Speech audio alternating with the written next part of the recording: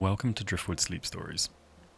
You've made it to the soft, quiet end of the day, where the edges of your thoughts begin to blur and the mind can finally begin to let go. This time is just for you.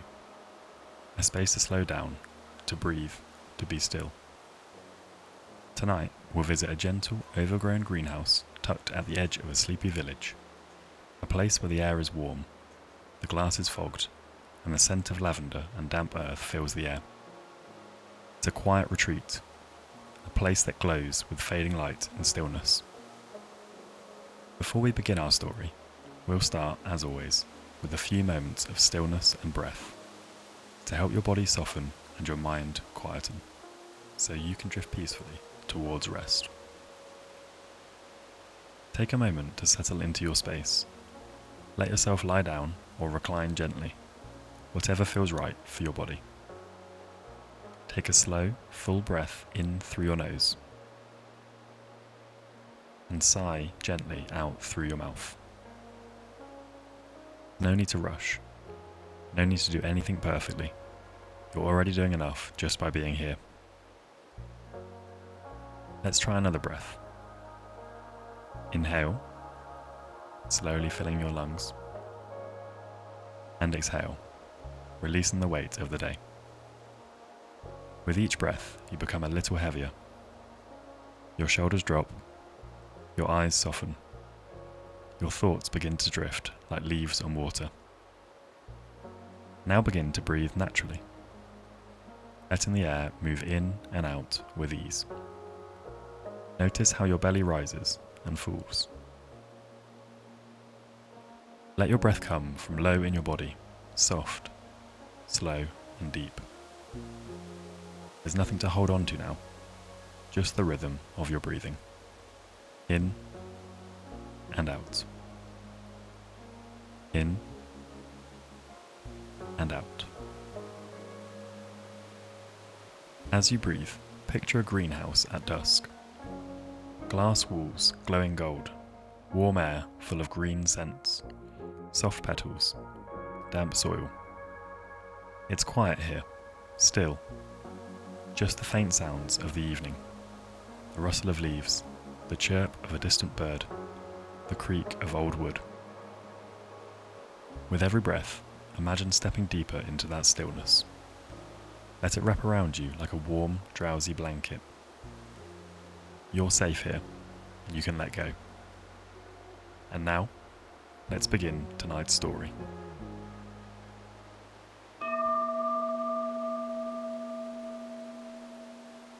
At the edge of a sleepy English village, where cobblestone streets gave way to meadows and mossy walls, there stood a greenhouse. It wasn't grand, not the polished kind with ornate iron frames and climbing roses groomed into perfection. No, this greenhouse was quieter, smaller, nestled in the back garden of a stone cottage whose roof was bowed slightly in the middle with age, and whose walls had long since become home to ivy and nesting sparrows. The greenhouse was mostly made of fogged glass, its panes framed in peeling white paint, green with time. When the sun began to set, light filtered through the glass like honey, catching on suspended motes of dust and the soft leaves of the plants inside. From the outside, it glowed, a warm, drowsy kind of glow, as though the greenhouse itself were dozing. Inside, the air was thick with the scent of damp earth and green life. The scent of something living and old and gentle. There were pots lined along wooden shelves, each holding something in bloom or in rest. Lavender, thyme, rosemary, jasmine. Sleepy ferns curling in on themselves, and a small tree in the corner bearing tiny, bitter oranges.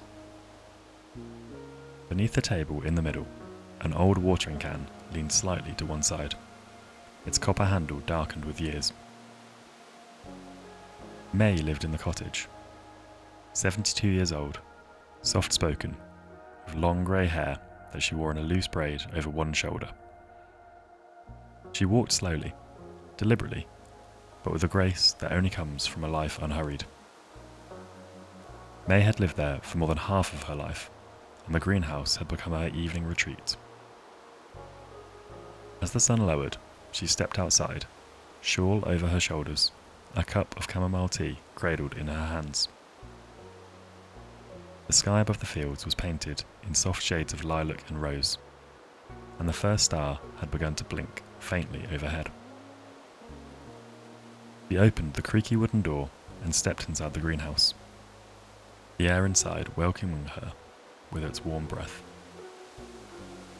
She set her tea down on the bench and began to move slowly from plant to plant, her fingers brushing gently along the leaves, murmuring to them under her breath.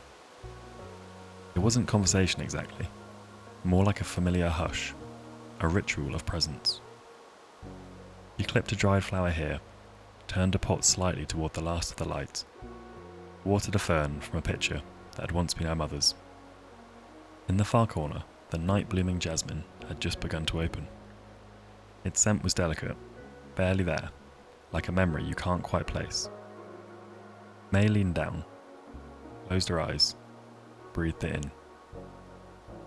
Outside, the world was shifting into night. The garden path, once bright and golden, now lay in dusky blue. The wind had slowed, the air was still, even the sparrows had quieted, their nests tucked into the eaves of the cottage. May returned to the bench and wrapped her shawl tighter around her shoulders. She picked up her tea, still warm, and looked around the greenhouse, her eyes soft with thought. It wasn't a grand place. Nothing about it asked to be admired, but it held a kind of peace that seemed to settle deep into the bones. It wasn't just the plants, it was the quiet rhythm of care, of tending to something living, of being present. She thought of all the evenings spent just like this, of her husband, now long gone, who had built the greenhouse from old window panes and spare bits of wood. Of her daughter, who used to play with dolls in the corner while May pruned and watered. Of the letter she received last week, the one with pictures of her granddaughter planting her first seeds. Time moved differently in the greenhouse. Not faster, not slower, just softer, like fabric worn smooth with touch. She closed her eyes for a moment and listened. To the creak of the wooden shelf, to the distant call of an owl, soft and low. The whisper of the jasmine, opening its petals to the dark. May felt the warmth of the bench beneath her, the weight of the shawl, the scent of tea and damp soil, and something in her chest loosened. Not a sigh, not quite, just a release. The candle she kept on the shelf beside her flickered as she lit it, the flame catching slowly before holding steady. Its light danced along the grass, joining the soft glow from the sky outside. For a few minutes more, she simply sat there, breathing, watching the light shift, letting night settle around her like a second shawl. Eventually, she would return to the house. She would wash her cup and tuck herself into bed with the window open just a crack. She would listen to the wind move through the hedges, to the rustle of old branches, and she would sleep. But for now, the greenhouse held her. It held her like a memory, like a breath, like something cherished and still. And outside, the stars began to bloom.